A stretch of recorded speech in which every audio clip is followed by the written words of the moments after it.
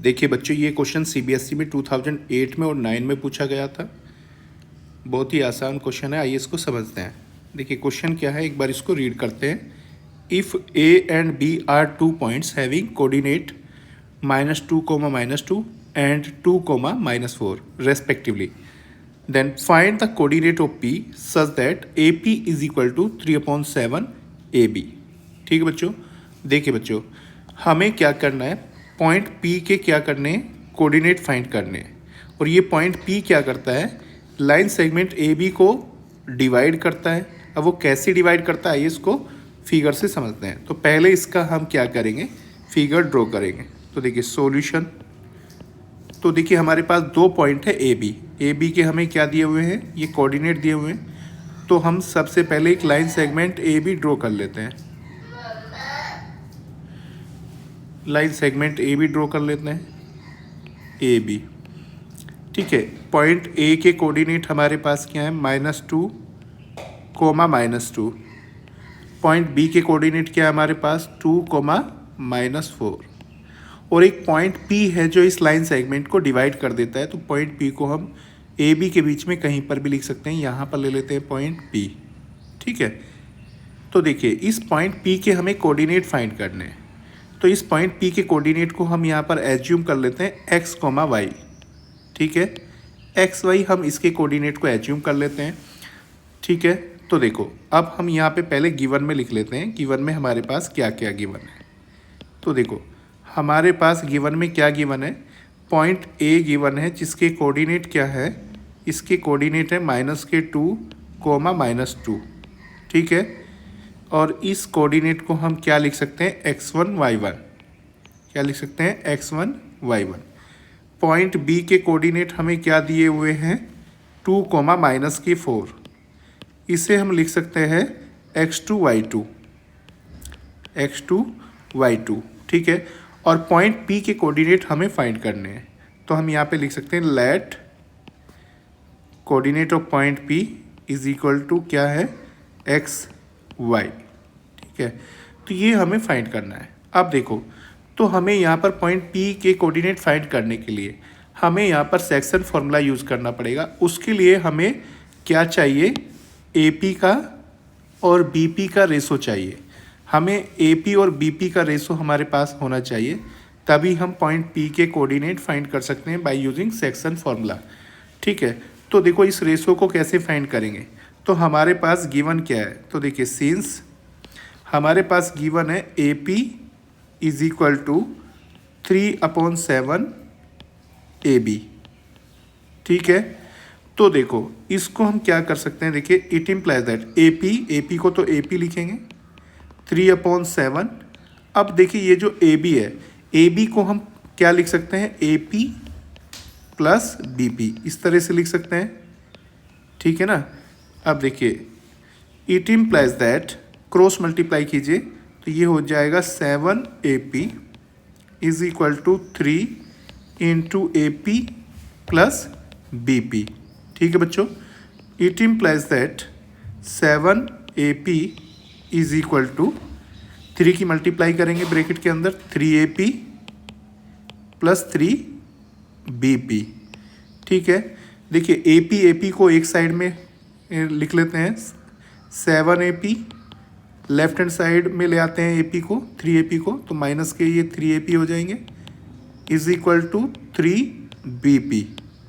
तो देखो left hand side में क्या आ जाएगा, 4 ए पी और राइट हैंड साइड में 3 बी पी। ठीक है बच्चों, अब देखिए ए पी और बी पी का हमें रेशो बनाना है। तो ए पी के नीचे बी पी को लिख सकते हैं, B P is equal to right hand side में क्या बचेगा, 3, और 4 को राइट में लेके जाएंगे तो अपोन में चला जाएगा। ठीक है, तो देखिए बच्चों यहाँ पर हमारे पास A P is to B P, ये रेशो कितना आ जाएगा, 3:4। ठीक है बच्चों, तो ये रेशो हमारे पास क्या आ जाएगा, 3:4। ठीक है, तो देखिए ये रेशो हमें मिल चुका है ए पी और बी पी का। अब हम यहाँ पर क्या कर सकते हैं, सेक्शन फॉर्मूला अप्लाई कर सकते हैं। तो देखो सेक्शन फॉर्मूला कैसे अप्लाई करेंगे। तो देखो हम ये जो ए पी और बी पी है इनको क्या ले सकते हैं, m/n। ठीक है, तो हम यहाँ पर इसको लिख सकते हैं, देखिए let A P B P is equal to 3:4 is equal to, हमने इसको रेशो को मान लिया m/n। ठीक है, तो देखो अब हम यहाँ पर सेक्शन फॉर्मूला अप्लाई करेंगे। देखिए सेक्शन फॉर्मूला क्या होता है, देखिए सेक्शन फॉर्मूला क्या होता है ध्यान से समझिए। तो ये ए पी और बी पी का जो रेशो है हमारे पास कितना कितना दिया हुआ है, ये आ चुका है हमारे पास 3 और ये आ चुका है इधर 4। ठीक है, तो देखो सेक्शन फॉर्मूला हम कैसे अप्लाई करते हैं। तो देखिए अगर हमें ये x की वैल्यू फाइंड करनी है, x की वैल्यू, तो हमें क्या करना पड़ता है, देखिए ए और बी के क्या लेने होते हैं, एक्स कोऑर्डिनेट, इसका भी एक्स कोऑर्डिनेट लेते हैं, बी का भी एक्स कोऑर्डिनेट। हम क्या करते हैं, देखिए एक्स की वैल्यू के लिए देखिए -2 की मल्टीप्लाई इधर 4 में करते हैं और 2 की मल्टीप्लाई इधर 3 में करते हैं और नीचे अपॉन में क्या लिखते हैं, m+n, यानी कि 3+4। इस तरह से हम सेक्शन फॉर्मूले को अप्लाई करते हैं। ठीक है, सेम ऐसे ही y के लिए हम अप्लाई करेंगे। अब हम क्या करेंगे, सेक्शन फॉर्मूले को अप्लाई करेंगे। ठीक है, तो यहाँ पर लिखेंगे using section formula, using section formula, section formula. तो देखिए सेक्शन फॉर्मूला क्या होता है, x is equal to m x2 plus n x1 upon m+n। और ऑर्डिनेट कैसे फाइंड करते हैं सेक्शन फॉर्मूले से, y is equal to m y2 plus n y1 upon m+n। ठीक है, अब देखिए इसमें हमें क्या करना है, देखिए पॉइंट P के कोऑर्डिनेट फाइंड करने हैं, x और y की वैल्यू फाइंड करनी है। तो देखो x इज इक्वल टू कितना आ जाएगा, ये x is equal to m की वैल्यू क्या है हमारे पास, देखिए m की वैल्यू हमारे पास क्या है, ध्यान से देखो m की वैल्यू हमारे पास 3 है और n की वैल्यू क्या है 4। तो यहाँ पर हम क्या लिख सकते हैं, m की वैल्यू को हम लिख सकते हैं 3 इंटू, और x2 की वैल्यू क्या है, देखिए x2 की वैल्यू यहाँ पर देखिए ऊपर x2 की वैल्यू हमारे पास 2 है और x1 की वैल्यू क्या है -2। ठीक है बच्चों, तो हम यहाँ पर क्या लिख सकते हैं, x2 की वैल्यू को 2, x2 की वैल्यू को यहाँ पर क्या लिख सकते हैं 2 प्लस n की वैल्यू 4 इंटू x1 की वैल्यू को क्या लिखेंगे, x1 की वैल्यू को -2, x1 की वैल्यू को क्या लिखेंगे -2 अपॉन में m+n। तो m+n कितना आ जाएगा 3+4। ठीक बच्चों, अब इधर आ जाते हैं y पर। तो y is equal to m की वैल्यू क्या लिखेंगे 3, y2, देखिए y2 क्या है हमारे पास, ध्यान से देखिए y2 की जो वैल्यू है वो क्या है -4 और y1 की वैल्यू क्या है -2।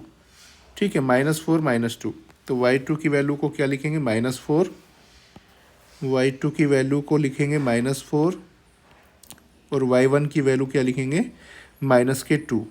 n की वैल्यू लिख लेते हैं पहले, n की वैल्यू 4 और y1 की वैल्यू -2 और नीचे क्या आएगा m+n, m+n का मतलब 3+4। ठीक है बच्चों, अब देखिए तो यहाँ से x की वैल्यू कितनी आ जाएगी, देखिए ये ऊपर बन जाएगा 3 2 जा 6, 4 2 जा माइनस का ये 8 आ जाएगा, अपॉन में आ जाएगा 7। ठीक है, और y में y इज इक्वल टू क्या आ जाएगा -12 -8 अपॉन 7। ठीक है बच्चों, तो देखिए x की वैल्यू हमारी कितनी आ जाएगी, x is equal to -2 upon 7 और y की वैल्यू क्या आ जाएगी -20 अपॉन 7। ठीक है, तो देखो बच्चों हमें पॉइंट P के कोऑर्डिनेट हमें फाइंड करने थे। तो पॉइंट P के कोऑर्डिनेट क्या आ जाएंगे, देखिए तो हम क्या लिख सकते हैं यहाँ पर, देखिए it implies that coordinate of point P क्या आ जाएंगे, x की वैल्यू हमें क्या मिल चुकी है -2 अपॉन 7 और y की वैल्यू -20/7। तो ये हमारा आंसर आ गया है। ठीक है, ये हमारा क्या आ जाएगा आंसर।